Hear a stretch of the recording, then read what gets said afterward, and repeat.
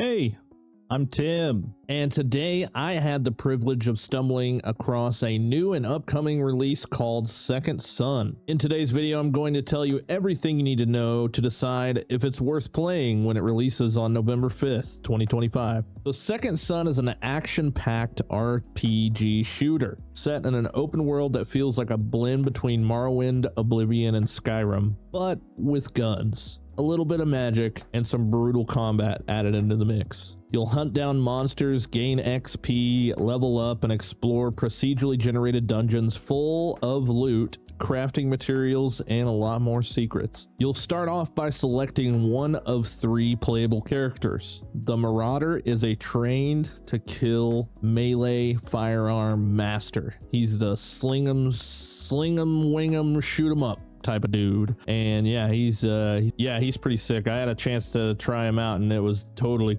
cool. You also got the Sentinel, which is light on their feet, super fast, and they specialize in using range weapons like crossbows and things like that. And then there is the Diviner, which I'm showing off in this video. Also had a chance to play this one, a powerful caster who channels divine light of the white sun to obliterate evil with magic. This one's actually quite fun. I'd have to recommend the Diviner if you check this one out. Now, once you've chosen your class, you can name your character, customize it from a series of 16 presets, and you even have the ability to toggle on permadeath mode. Not for me, but I'm sure it's for a lot of people. After loading in, you'll answer a few questions that shape how you play the game, essentially defining your starting traits and playstyle. Then you arrive at your very first hub, West Point Camp. Here you'll grab your starter quests, meet the local trader, and get a sense of how the world operates. And when you decide to head out, or you want to get around town a little bit more, the minimap pretty much becomes your best friend, helping you track herbs and ore and other rare resources scattered across the landscape, as well as traders and things like that around the town as well.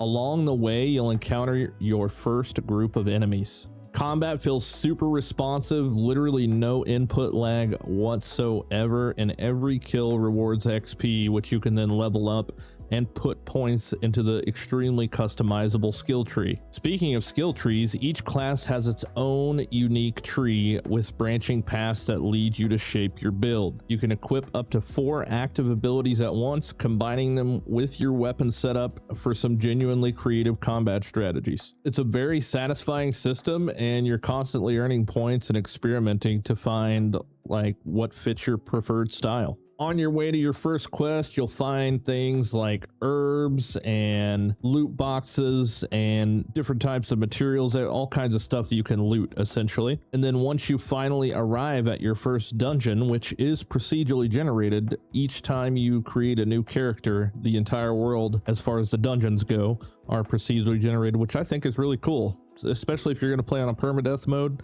So it's totally different every time you run through it. It's pretty neat. Inside these dungeons, you'll fight through corridors filled with enemies. You open up loot chests and break a bunch of breakable objects and find some hidden items, and even stumble across locked rooms that require special keys. While in combat, if you get too low on health, you can tap Q to inject a syringe and recover some health. You get 5 of these syringes, but you refill them by finding them off of loot off dead bodies, which is fairly common. Each dungeon ends with a boss battle, and once you defeat it, you'll unlock a fast travel banner letting you instantly travel to any discovered location that you've already been to. The dungeon grind feels very rewarding with lots of different loot drops, whether it's pieces of gear, ammo, regeneration, stuff like that, money, everything. It just all feels really crispy.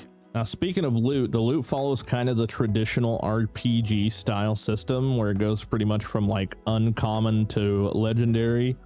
Each tier boosts your stats, resistances, and elemental bonuses, making gear progression feel rewarding and very addictive. When you return to town after you've completed the dungeon, you'll be unlocking the Artisan, who can repair, enhance, enchant, or disenchant any type of gear, as well as craft new gear. Very beneficial NPC here. And this is pretty much where the demo wraps up. Unfortunately, I really wanted to keep playing, and I was going to play a lot more, to be honest, But it looks like I'm going to have to wait till November 5th, which is fine. It's only a few days away. Today's the 1st, so it is what it is. But overall, Second Son runs surprisingly smooth for a large-scale project. I mean, it doesn't feel like I'm getting like any sort of input lag whatsoever. Super responsive, which is a big deal, honestly, for any type of game right now because Unreal Engine problems and things. But it's polished. It seems fun to play, and honestly, I'm going to definitely be playing it. If this looks like something that you'd enjoy, I'll leave the wishlist link in the description as well as down in the pinned comment below. Go click it and check it out. Maybe wishlist it, try the demo out for yourself. And if you love finding hidden gem games like this before they blow up, hit that subscribe button because I got plenty more coming on the way.